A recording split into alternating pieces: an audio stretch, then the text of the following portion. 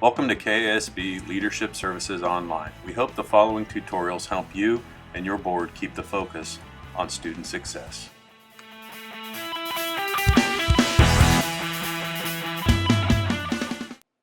Today's topic are the roles and responsibilities of the board and the superintendent. It's a critical team process that really makes a difference for student success. The easiest model to use to discuss roles and responsibilities is to use the governance clock. At the top of the model, you can see the board's role is to govern, the superintendent's job is to lead and manage. Let's begin by looking at the 12 o'clock position on the clock. The board's role initially begins by establishing a vision. This determines the direction and the focus of every staff member as they work towards student success.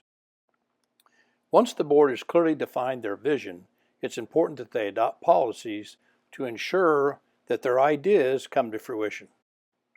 Now, at this step in the plan, the clock drops below the perforated line. This is when the superintendent takes the board's vision and applies the policies to develop a plan to make sure we're all on the same page. Once the plans have been developed, the superintendent moves forward with the implementation phase, and we begin putting the plans into actions. The next phase is the monitoring progress. This is when the superintendent takes the ideas that they've put together and all the plans that they've implemented and determine, are they working? Is it effective? Are we helping our kids? Now we've reached the final phase of the governance clock. We're above the perforated line and we're back into the responsibilities of the board. This is when we evaluate what the processes and the plans that we implemented. Is it making a difference? Is it helping us accomplish our vision for the district? One of the best parts of the governance clock is that it's like any clock. It continues to spin, it continues to turn, and it gives us a chance to constantly cycle that clock face.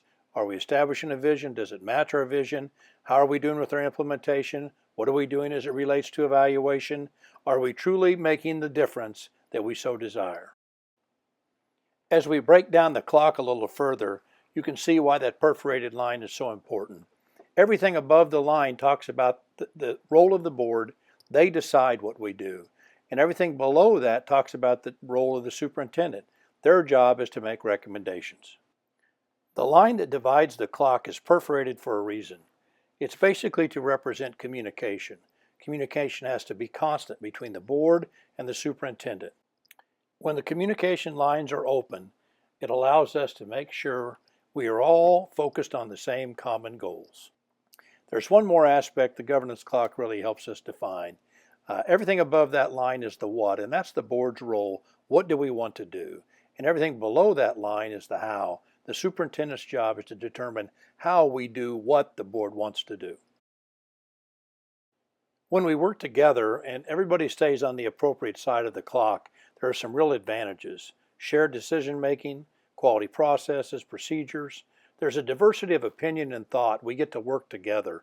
Enhanced communications. The stakeholders have some buy-in and some participation.